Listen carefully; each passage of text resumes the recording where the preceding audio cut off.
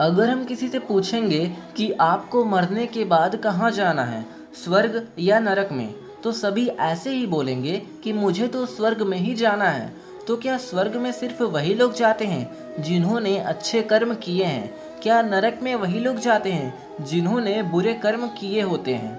ज़्यादातर लोगों को यही लगता है कि जिसने अच्छे कर्म किए हैं वो स्वर्ग में जाते हैं और जिसने बुरे कर्म किए हैं वो सब नरक में जाते हैं। अगर आपको भी ऐसा ही लगता है तो ये कहानी स्वर्ग या नरक आपको जरूर देखनी चाहिए।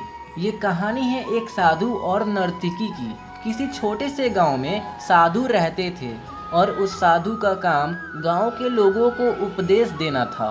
उसी गांव में एक नर्तकी रहती थी। उसका काम लोगों के सामने नाचकर गांव के लोगों का मन बहलाना था। एक दिन गांव में कुछ कुदरती आफत आ गई और ये साधु और नर्तकी दोनों उस कुदरती आफत में मर गए।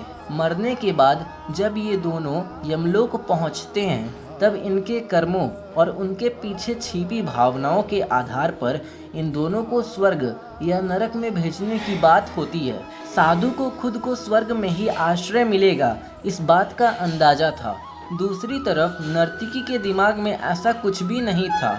उसे तो सिर्फ फैसले का इंतजार था।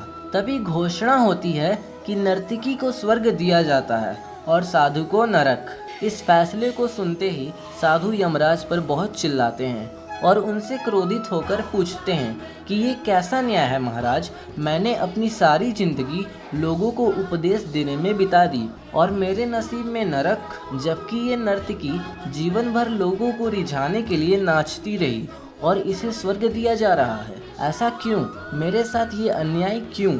यमराज ने साधु को शांति से उत्तर देते हुए कहा कि ये नर्तकी अपना पेट भरने के लिए नाचती जरूर थी, किंतु उसके मन में यही भावना थी कि मैं अपनी कला को ईश्वर के चरणों में समर्पित कर रही हूँ। जबकि तुम लोगों को उपदेश देते हुए भी यही सोचते थे कि काश तुम्हें भी नर्तकी का नाच देखने को मिल जाए।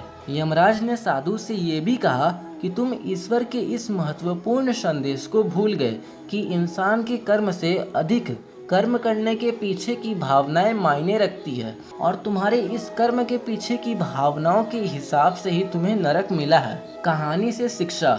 इस कहानी से हमें यही सीख मिलती है कि हम चाहे कोई भी काम करें पर हमारी उस काम करने के पीछे की नीयत साफ होनी चाहिए। अगर हमारी नीयत साफ नहीं होती है तो हमें दिखने में भले लगने वाले काम भी पुण्य की जगह पर पाप का ही भागी बना देते हैं।